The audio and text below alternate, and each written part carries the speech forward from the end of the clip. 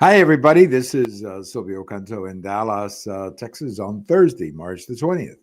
And welcome to our commentary. Well, is today the first day of spring or is it tomorrow? I thought it was the 21st. But anyway, happy first day of spring if today is the first day of spring. I will tell you that around here, it actually got a little bit cooler today than it had been the last couple of days. But that's Texas. You know what they say. If you don't like the weather, just wait 20 minutes. Well, big day today over at the White House. President Trump signed an executive order to begin this dismantling of the Department of Education. I want to talk a little bit about that. But before I do, let me just refer you to a post that I have over at the American Thinker today, where I talk about a potential problem for the Democrats down the road with the Electoral College. As you know, we elect the president based on the Electoral College, and the Electoral College is determined by the number of electoral votes in every state, two for every Senate, the two senators plus the rest based on population. Texas, for example, has 40. California has 55.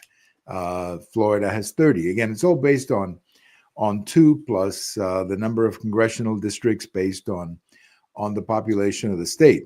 And I wrote a post today based on an article or a projection that had just come out regarding what could happen after the 2030 census. As you know, we do a census every 10 years in the United States.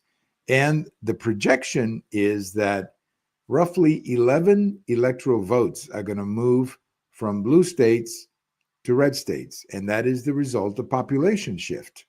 California could lose 4 to 5. New York 1, Illinois 1 or 2, New Jersey 1. Altogether, it's going to be about 11 votes leaving what we would call blue states and moving to what we call red states, like Texas would get 4 or 5. Florida would get 3 or 4. Then you have others, South Carolina, Georgia, I think Nevada gets 1. And you see this population shift from, again, what we traditionally call blue states to what we call red states. And this would have, if this happens, and it looks like it probably will, these are population changes that are pretty reliable. If that were to happen, then just to put it simply, as I write in the article, the 312 electoral votes that President Trump got in 2024 would immediately become 323 simply because of the states that he's winning. And I think that presents a real challenge for the Democrats of being able to keep their population losses down. This is a continuation of what happened in 2020. In 2020, Texas added 4 seats. And if in 2030 we're going to add another 4 or 5, that's a major change for Texas in its representation in Washington, D.C. So this is a very interesting thing that could, in fact, have a very permanent change to the presidential policy. Now, as the article points out, nothing is written in stone. Things could change. Yeah, things could change. Texas could become a blue state. Florida could go back to being a purple state, more, of a swing state, as they used to call it for a long time. Yeah, that could happen. That could happen. But that's not likely to happen in the next 10 years. In fact, Florida has become more red than ever. And Texas in this last election became more red than ever. So, if you're the Democrats, you just got to start asking yourself a very simple question. How much longer can we continue to lose population? How much longer are these people going to move out of blue states into red states without not just having an economic consequence, which of course it does, because it means that taxpayers are leaving, but having a electoral consequence as well, because as I say, when they leave, not only do they take their taxes with them, or jobs or businesses that they create, they also take their electoral votes, as we're seeing. So I don't know. It's a fascinating topic, and you have to wonder if the Democrats are thinking that way. If the Democrats are beginning to realize how much harm the left, really, that's what it is. How much harm these left-wing policies have done to these blue states, driving out as many people as they've driven out. Are they thinking like that? Well, I don't know. I guess so far all they think about is Trump. And that's not going to change anything for them. That's not going to make it any better. Well, President Trump, as I indicated in the opening today, signed an executive order calling for the eventual dismantling of the Department of Education. Now, I should say up front, if you don't know, President Trump cannot do this by executive order.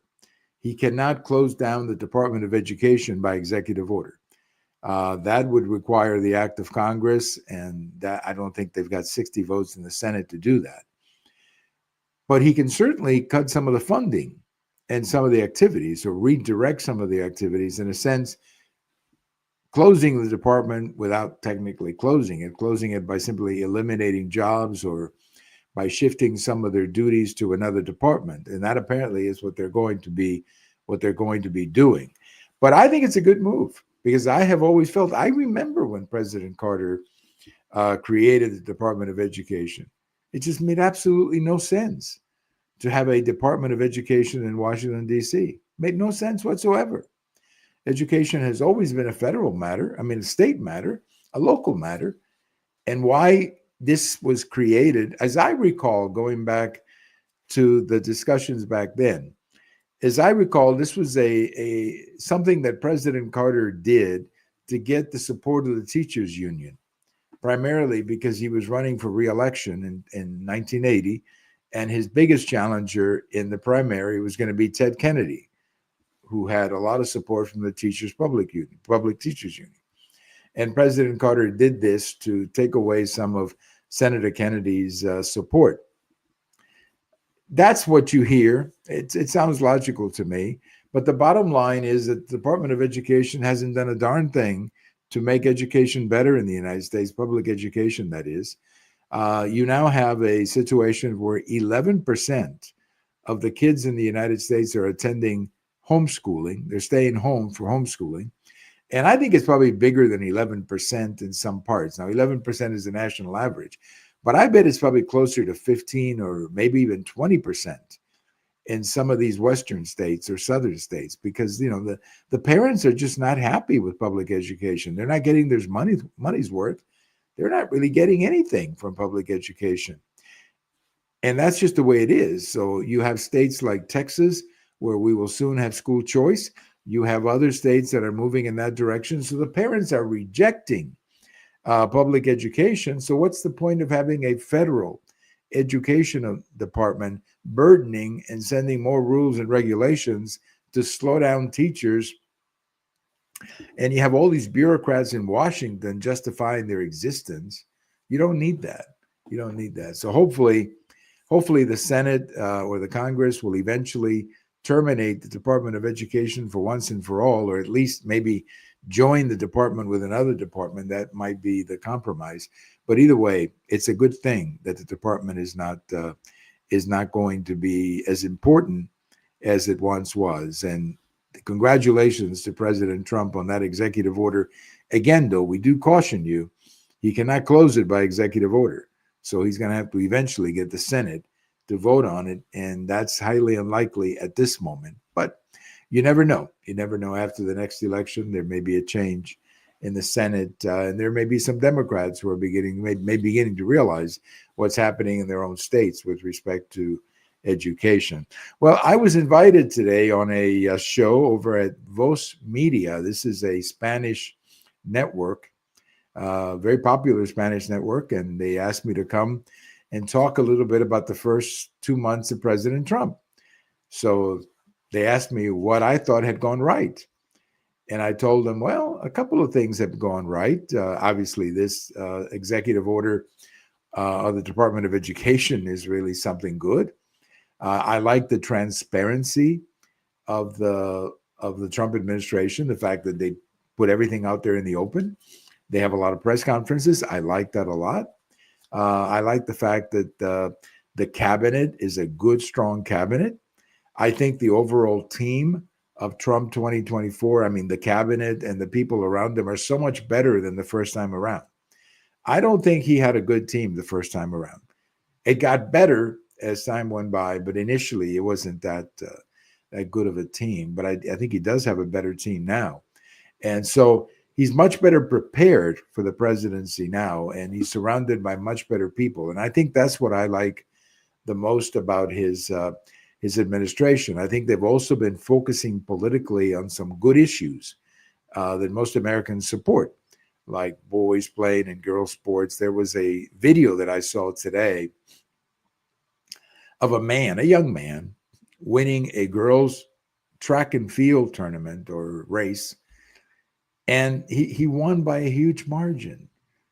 I mean, it's ridiculous. Why is a boy like that running in a girls' tournament? Well, because in some districts they allow that. They allow that. Those are exactly the kinds of districts that are losing parents, where parents are going homeschooling or they're doing whatever they can to get their kids in private schools. That's exactly why you have one of the reasons you want to dismantle the Department of Education, because they're the ones coming up with all these crazy ideas for school districts. So I said I like the transparency of it. I like some of the issues they've chosen to fight on. And they asked me what I thought could be done better. And I said, well, they need to do a better job sometimes of explaining, for example, tariffs, and explaining how oil production is actually going to help inflation. I think, for example, all this talk about Canada becoming the 51st state, I don't think that's very productive. I understand how it got started. I understand that it was a conversation between President Trump and the Prime Minister of Canada, Trudeau. I understand how it got started, and I get it. But I think I think he needs to drop that. It doesn't do him any good. And the Canadians are offended by it, of course. So let's just drop it. You don't need to, say stuff like that. I also think sometimes he needs to control how he speaks about people.